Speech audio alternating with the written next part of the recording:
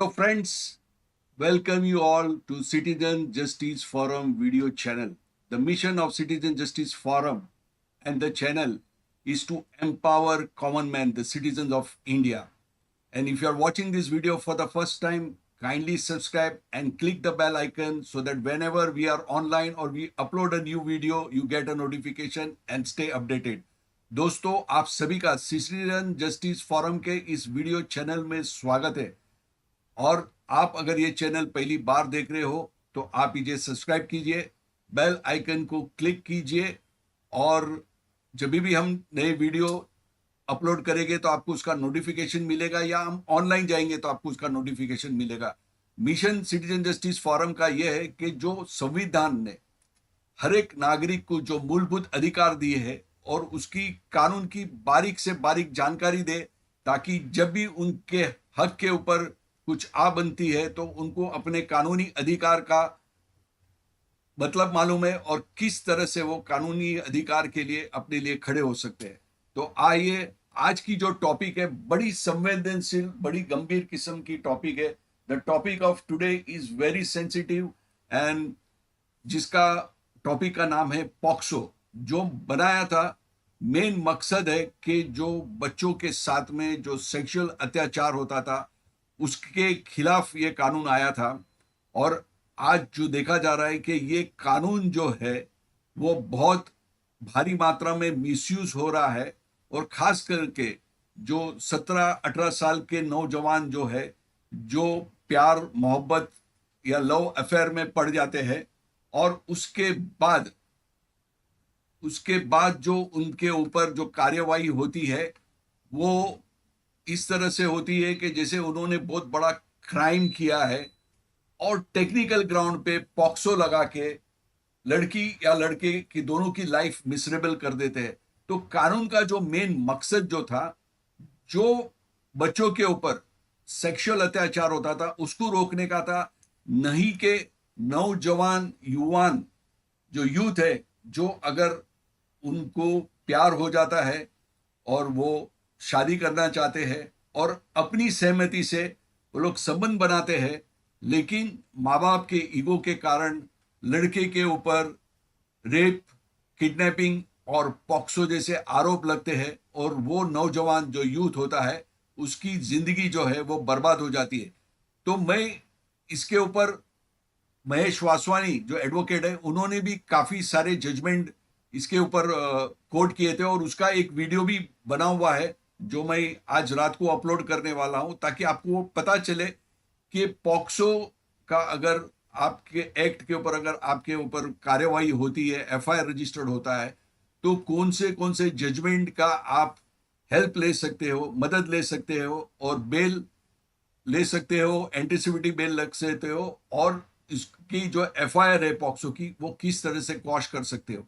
क्योंकि मैंने ज्यादातर देखा है कि जो रियल, जो जेन्यून जो पॉक्सो के केस है उससे ज्यादा जो है फॉल्स पॉक्सो के केस रजिस्टर्ड होते हैं, ताकि उनसे सामने वाले से हम बदला ले सके। तो ऐसे मामले में जज और बॉम्बे हाई कोर्ट का क्या रवैया है वो देखने लायक है। और मैं ये जो जजमेंट आपको कोट करने वाला हूं वो मेरे वेबसाइट यानी जो मेरा जो ब्लॉग है उसके अंदर उसकी लिंक प्रोवाइड करी है।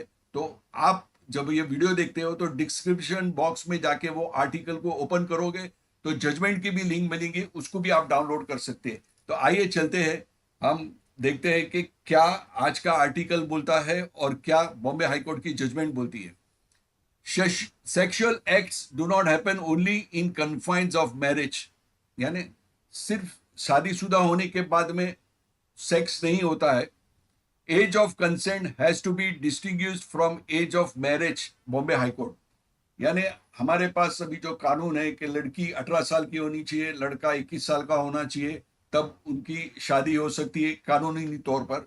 लेकिन अगर उसके पहले अगर दो प्रेमी संबंध बना लेते हैं और समझो लड़की जो है वो अपनी मर्जी से, अपनी सहमति से अपने बॉयफ्रेंड के साथ में सेक्सुअल इंटरकोर्स करती है, और कुछ ही दिनों या कुछ ही महीनों ही बाकी है उसको 18 साल होने के लिए, लेकिन लड़की वाले के माँ बाप जो है वो अंडर एज गल दिखा के सामने वाले जो लड़के के ऊपर है उसको किस तरह से टॉर्चर करते हैं, किस तरह से उसको परेशान करते हैं, और बॉम्बे हाई कोर्ट का ये जो जजमेंट है वो किस तरह से इस केस में हेल्प कर सकता है, वो आपके साथ में मैं डिस्कस करूंगा।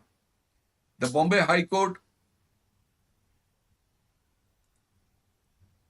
has expressed concern about rising number of criminal cases involving minor engaged in consensual sexual relationship. The court has called for a shift from punitive approach to more supportive one that enables access to sexual and reproductive health services of adolescents. यानी court ने जो approach लिया है वो punitive के जगह पे supportive approach लिया है। यानी हमको 17-18 साल के युवा को पनिश नहीं करना है, बट उनको सपोर्ट करना है, और उसके लिए काफी सारे लॉजिक दिए हुए हैं। जापान में क्या एज लिमिट है, इटली में क्या एज लिमिट है, यूके में क्या है, ये सब का लॉजिक लेके बाद में ये जजमेंट आया, और ये जजमेंट है वो 31 पेज का जजमेंट है। According to the court, the categorizing adolescents under one head based on the fear that they may make impulsive decision is unjustifiable. It emphasized the need of distinguish between the age of consent and the age of marriage. यानी ये दो चीज है, age of consent और as of marriage को एक distinguish करो, एक डिफरेंशिएट करो, ताकि हम कंफ्यूज होके, एज ऑफ मैरिज अगर 18 हो सकता है, लेकिन 17 साल की लड़की अगर मुंबई जैसे सिटी में रहती है, दिल्ली जैसे सिटी में रहती है, she is aware of her own rights and she has a right of a private life. तो वो अगर अपनी मर्जी से अगर संबंध बनाती है तो लड़के के ऊपर प्यूनिटिव एक्शन में नहीं ले। That society and the judicial system must recognise this crucial aspect. यानी ये एस्पेक्ट जो है वो सोसाइटी और कोर्ट दोनों को रिकॉग्नाइज करना चाहिए। The court further states that while protecting the children from sexual violence is essential, this protection should also follow young people to explore their boundaries, make choices, and engage in necessary risk taking.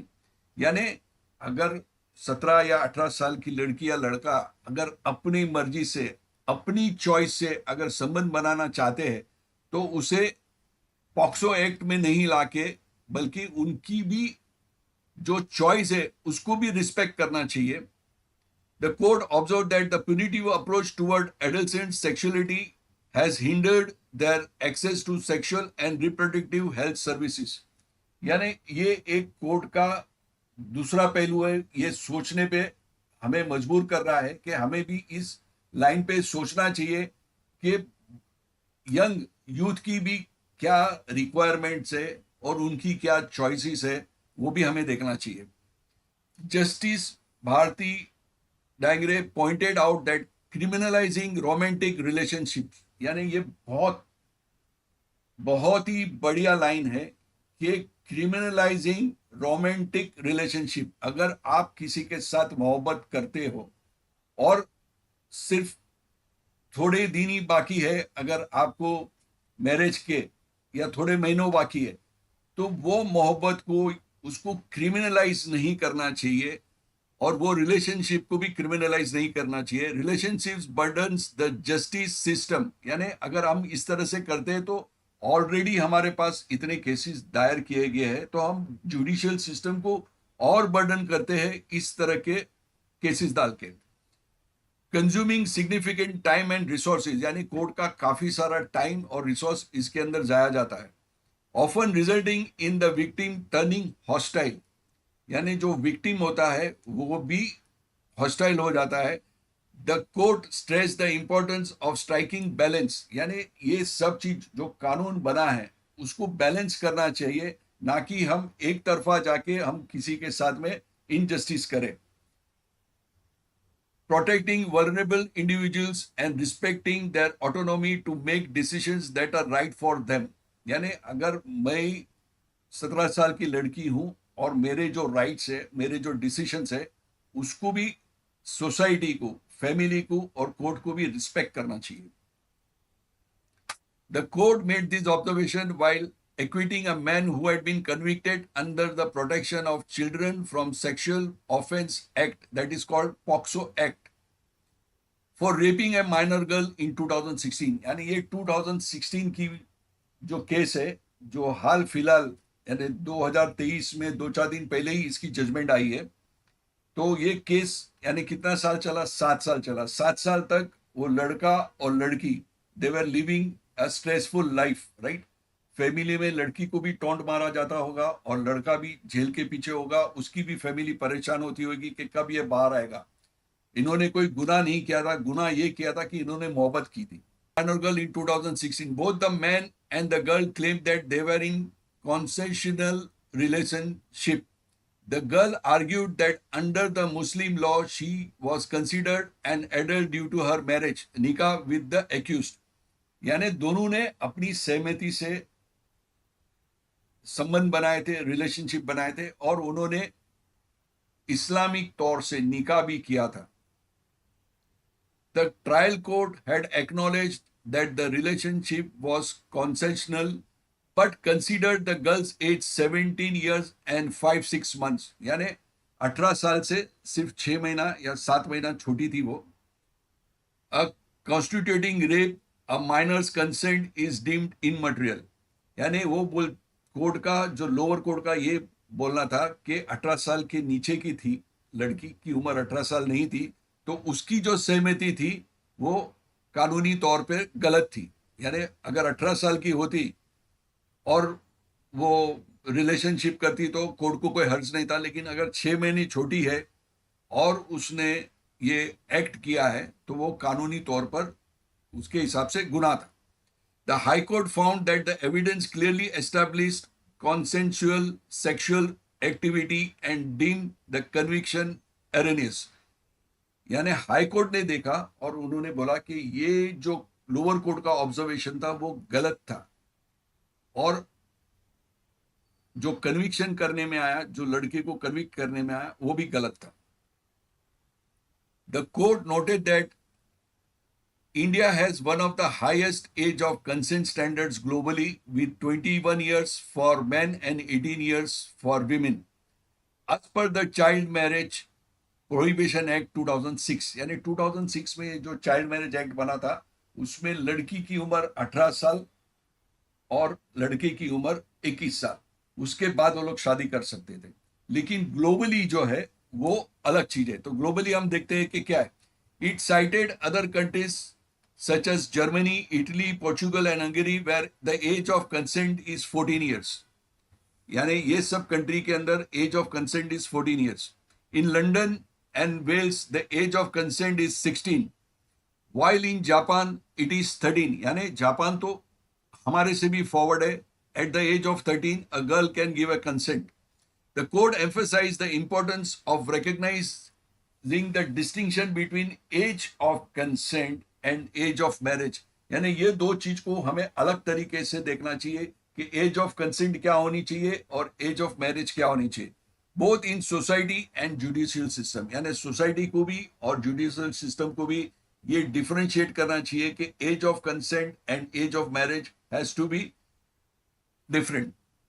The court suggested that it is crucial for India to be aware of international developments in regard. It called the parliaments to consider these issues, considering the significant number of cases related to romantic relationships that come before the courts.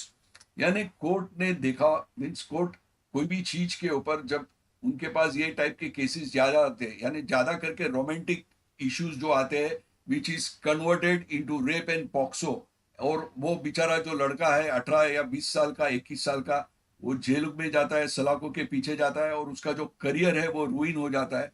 तो ये सब चीज को balance करके चलना है और court is doing a right way.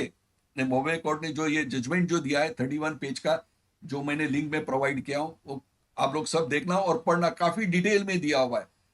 Witness number 1, witness number 4 वो क्या बोल रहे थे और जो उसके बाद में उनके जो स्टेटमेंट थे वो भी कोर्ट और जजमेंट के अंदर है। और उसके बाद बॉम्बे हाई कोर्ट ये निष्कर्ष पे आया कि ये लड़के को जो सजा हुई, जो कन्विक्शन हुई, वो गलत हुई and he is acquitted from that. The court highlighted the current statute which expects the girls under the age of 18 not to engage in sexual activity. It provided an example of a 20-year-old engaging in sexual activity with 17-year-old just a day short of turning 18. यानी अगर लड़की 18 साल होने का एक ही दिन बाकी था, अगर लेकिन वो अगर ऐसे एक्ट में इंडल्ज होती है अपनी सहमति से, despite the girl's active participant, the boy would be found guilty of rape. यानी लड़की की सहमति और उसका पार्टिसिपेंट होने के बाद भी लड़के के ऊपर रेप के चार्जेस लग सकते हैं due to the minor's incapacity to give a valid consent under the law. यानी जो वैलिड कंसेंट देना है अंडर द लॉ उससे वो एक दिन कम है, और अगर ऐसा होता है तो लड़के के ऊपर रेप चार्जेस लग सकते हैं. तो कोर्ट का बोलना ये जो है ऑब्जर्वेशन दैट ये गलत है. The court argued that the current provision failed to consider the social realities. यानी जो आज की जो सोशल रियलिटी है वो आप देखोगे तो बच्चा आज 1 साल का बच्चा नहीं होता है तो उसके हाथ में मोबाइल और टैब आ जाते हैं, राइट. तो he is very much aware, और इंटरनेट आने के बाद में आप किसी को रोक नहीं पाते. ओटीटी प्लेटफॉर्म ये सब चीज इतनी कॉमन हो गई है कि आपका बच्चा जो है वो वक्त से पहले मैच्योर हो जाता है. वक्त से पहले उसको सब जो चीज हमें नहीं मालूम थी जब हम 15-16 साल के हुए थे, आज वो बात 5-6 साल के लड़के को पता रहती है. तो आप सोचिए कि कितना फास्ट ये इंफॉर्मेशन टेक्नोलॉजी मूव हो रहा है, और उसके अलाइन में हम लोग को भी हमारी सोच जो है वो बदलनी चाहिए. The court argued that the current provisions fail to consider the social realities and treat every sexual engagement with a minor regardless of their capacity to participate equally. यानी दोनों का पार्टिसिपेशन इक्वली है, बट उसको क्या बोलते हैं, अजरेब.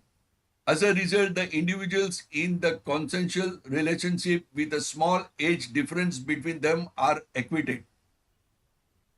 The court emphasized that POCSO Act was designed to combat the sexual exploitation of children and was never intended to criminalize the consensual relationship among the adolescents.